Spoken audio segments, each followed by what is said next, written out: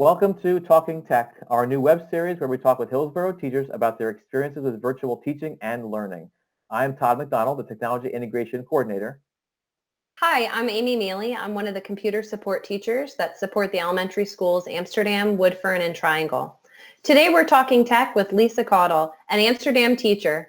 First, a brief introduction, Lisa. Tell us who you are and what your role is. Hi, I'm Lisa Caudle, and I teach fourth grade at Amsterdam Elementary School, and I teach an inclusion classroom, and I've been doing it for 17 years. Great. So tell us how things are going. What was your biggest success so far with virtual learning? What's working for you and your students? Well, I think we've got a lot of different things going on, and if I had to choose my greatest success, aside from staying afloat daily, it would be that we've maintained a connection with all of the students through various video outlets like Flipgrid and Screencast-O-Matic, which has been really important since developing that relationship and having that connectivity with the kids is one of the most important aspects of teaching. Can you give us an example? How are you using Flipgrid with your fourth graders? So we had been using Flipgrid at school for certain activities. Kids were using it to respond to questions and to share their work. So they were familiar with the program before we transitioned to this distance learning model. So that was really helpful for my students because it wasn't something new that they had to learn how to do. They knew how to navigate the program and they knew how to record their responses and watch back what other people were posting. So what I did was created a grid for our afternoon wrap-up. And if you go into that grid, what you'll notice is that I organized it by date. So every day I'm sharing a new topic with them so that it's easy for them to navigate when they want to go back in and review something that they've already posted or something that their friends have posted. And we have definitely gotten more creative and innovative as the weeks have gone on. So we're now in our fourth week. And when you click into the topic, you are able to view all of the student responses. On this particular day, our share was where would you go on a virtual vacation, because it happened to be National Virtual Vacation Day, which just seemed perfect since we were just getting started with virtual learning. So I try to make it fun for the kids by posting a video, always greeting them, and the same routine that we would use during our class meetings.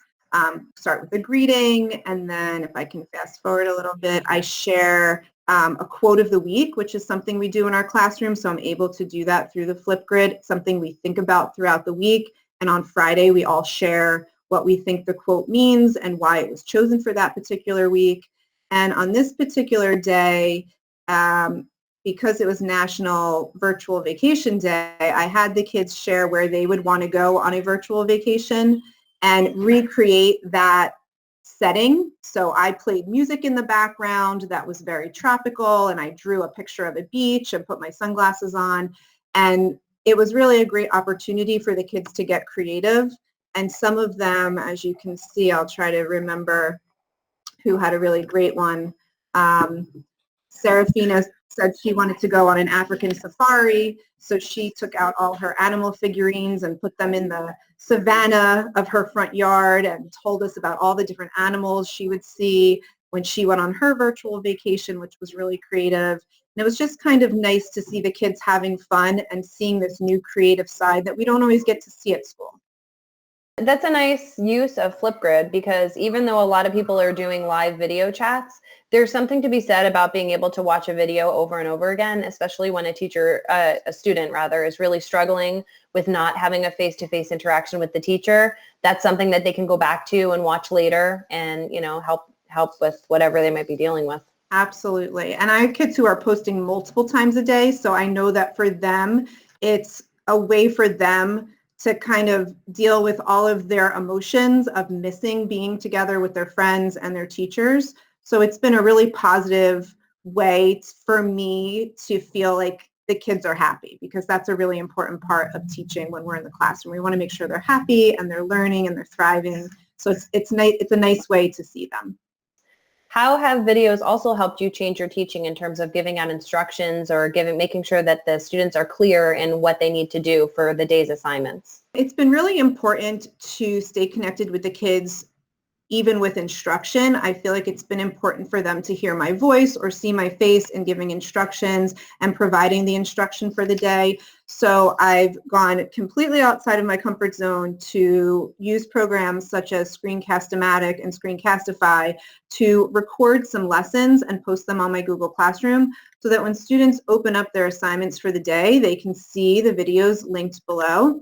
So this is an example of our launch for week 4 of reading. The students were going to have to use a collection that I had shared with them in Epic and complete lots of different assignments through the week. So I wanted to give them the chance to understand what was coming and what was in store and where they would need to look.